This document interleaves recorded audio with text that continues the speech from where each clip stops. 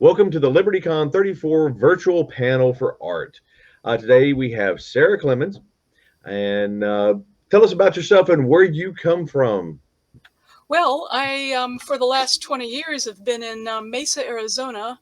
Originally, I come from Memphis, Tennessee, a southerner, bred in the bone, but moved on. And as an artist, if you see little flashy things moving around, it's my cat walking back and forth in front of the camera. So, mes apologies. As an artist, for 20 years, I did medical illustration for lawyers for court cases. And I've been going to conventions since before the Punic Wars. I mean, for a really long time. And I just decided one day, since I've always loved the stuff in the art shows, that I would try doing stuff in the art shows. And I really enjoy it after retiring from medical illustration, because in medical illustration, I do exactly what someone else wants. I mean, people have asked, why don't you do like book cover illustration and things like that? I don't want to do what someone else wants. Right. I'm really enjoying doing my own art and having it appreciated by people I know and love. Like I said, I love going to conventions. It's a special little niche, isn't it, to be an artist for science fiction convention art shows. Yeah. Oh, well, and I totally understand being able to write what you, or well, create what you love instead of doing what people want you to. Yeah. Working on those labors of love is so fun. Mm-hmm. And it's lovely that people seem to enjoy my art. I can, it's not a good thing just to make art that people will buy. You lose a little bit of your soul when you try to be that calculating. But I found that the things that I like are the things that the con goers like. So it's nice. Now, that's a win-win right there. Yeah. Okay, Yeah. so what got you started into art? Oh, since I can even remember, remembering things as a little kid, I always drew and sketched. I was horse nut when I was a little kid, drew horses all over everything, and then later on branched out into other types of art. I'm one of those lucky people, I guess, that I always knew what I wanted to do. I always knew I was going to be an artist, and every time I try to do anything else, after a while, I self-sabotage and have to go back to art. So here I am. Um, what is one of your biggest muses? What inspires you? Oh, gee. You never know where it's going to come from. Sometimes just walking out in the desert. I live in a very beautiful part of the world, the Sonoran Desert, really hot in the summer. But I actually majored in art history in college with a fine arts minor, I guess you'd call it. And I've always loved more representational art, like things like the Pre-Raphaelites, the Italian Renaissance. I'm modern art challenged. I appreciate it, but it's not. It doesn't, strike the same chord as, say, Dante Gabriel Rossetti or John Everett Millay. For the Pre-Raphaelites, I really enjoy that sort of art and fantasy art. When I was growing up, before I could read, my father was a fan. Before, he didn't go to conventions, but he reads science fiction, and we would get Analog Magazine and F and SF, and I would look at the covers and I would say, what's the story on this cover? And he'd go, well, let's make up a story. So ever since I was a little kid, I've been looking at fantastic art from the field, Mm-hmm. and it's sort of hardwired into me. Oh, So that's just awesome. yeah, it comes from all over the map. You find inspiration everywhere. Sometimes zoning out in the shower, you have brilliant ideas. You just never know. Um, well, what's one of the things that you tend to do when you get the equivalent of writer's block? Um, I just stop and read a book, or find something else to do for a little while, and try to just back away. It never it never works for me to try to force things, but fortunately it doesn't happen very often. I usually have 5 or 6 projects backed up like planes on a runway, and I can just look back on them and, see what actually excites me and hone in on that. Yeah, yeah. I totally understand that one, and all having that slush pile to run through and get something Mhm. else going. Yeah. Um, let's see. I had another question right there at the back of my head, and now it's gone. Well, I could also tell you that I'm an artist who also writes. I've had a short story in Asimov's, and I've had several published in Ellen Datlow anthologies. But I have a very very slim portfolio there. Like I say, every now and then I'll write something, but I'm an artist, so Okay. Well, that's about like James Artemis Owen. He's wrote some stuff, but he's primarily an yeah, artist. yeah, exactly, Um, yeah. when it comes to things that you've learned, and I'm really big about trying to help bring up the younger crew, new artists, authors, things like that. What's something that you would tell your younger self that you wish you knew then that you know now, kind of thing? Oh gosh, I don't know if my younger self would listen because it has to come. It's mostly a maturation process. God help me. Um, I mean, I'm still a kid at heart, but I would tell myself to, stick to it. Don't whine about how you don't want to do art right now. Just sit down and do it. I mean, it's a job, it's work. I mean, it's wonderful work.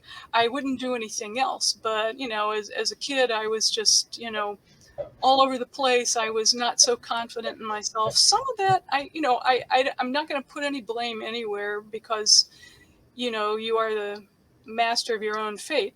But in college, when I was there, doing representational art wasn't as respected as doing abstract art, that sort of things. And I got a vibe in college, like, that portrait is really nice, but when are you going to do something, that's like real art, like abstracts or that kind of thing. And as a kid, I guess that sort of bore in on me a little bit. I think that's why I majored in art history rather than fine arts per se. Although I had an excellent education in my college experience in fine arts, so I think it all served me well. I would say, just work harder and don't procrastinate. That's a biggie. Yeah. I'm I was and am an Olympic class procrastinator, so I'll fight. That's my Sisyphean struggle to the end of my days, but I think I've gotten better at it. Um, what would you say is one of the major aspects of your style? Certain artists do certain things on all their works. Well, it depends on what I'm doing. I have a parallel track where I do erotic art and portraiture, and I'm I like to do very photo real oil paintings. Most of my erotic art is very photo real. Mhm. And like I say, I don't really have much of an abstract art bone in my body. When I do something like, and that's an oil. When I do acrylics, I actually find that I can be a little looser and a little sketchier. So, but in my fantasy art, I either tighten up and do the photo real stuff, or I've been trying really hard just to sort of push the envelope to do more acrylics that are a little looser, so to sort of get away from the tightness in the oil. But some things that other artists seem to struggle with are things that I can kind of phone in, like drawing the human figure and doing portraiture. For to me are very easy. If I want to do something like a landscape, um, that's where it's challenging for me, so I've been pushing that harder and trying to get better at that. Every now and then, though, I have to go back and do some portraiture, or do a person as opposed to doing a dragon, so that I can get photo real, go back to my roots, if you want to call it that. Mhm. Do you have a favorite medium? Um, Mostly oil. Like I say, I was just meant to do oil. Oil and I get along very well. it just feels very natural when I do it. Acrylics has been more of a struggle, but like I said, I've been kind of enjoying some of the things I can do in acrylic, be more sketchy. Yeah. So I would say primarily oil, but I'm bearing down on the acrylic. And I'm not much of a 3D artist at all. I have mad respect for 3D artists, but apparently that spark, that divine spark, the 3D spark, just doesn't really exist much in me. I'm a 2D person. Okay. Um, you've got some stuff coming into LibertyCon for this year. Hmm. Anything special that you want to mention about it, or any particular piece that you want to mention and throw out there as a teaser for folks? I just finished a piece, Oh, and I think LibertyCon will be the first one I send it out to. You'll be my debut. It's a piece with a young lady lying in the forest. I mean, the story is that she's been hiking all day and she lies down to sleep. And it's a cold night, not bitterly, but cold. And she wakes up and her blanket's been pulled off, and she's, like she's like, like a dog will push into your body if you're asleep. She hmm, has like dragons tucked in at her knees, and around at her back there's a dragon, and under her arm there's a dragon, and there's a turtle by her face, and just like all the cold-blooded animals are, attracted to the warm-blooded person to stay warm at night. So she wakes up and goes, oh, so that you know. And like I said, dragons figure into it. You got to have the dragons, right? yeah. Oh, I'm gonna have to look for that one. That sounds good. Yeah. Um, I'm calling it warm blood. um, trying to think of what else. Uh, is there anything in particular that you're working on right now that's going to be coming out soon that you want to put out there? Mostly just I'm working on some stone pieces. I always try to do one or two stone pieces, especially for a convention like LibertyCon, where I do really well there. And so currently, I'm working on some dragons painted on stone.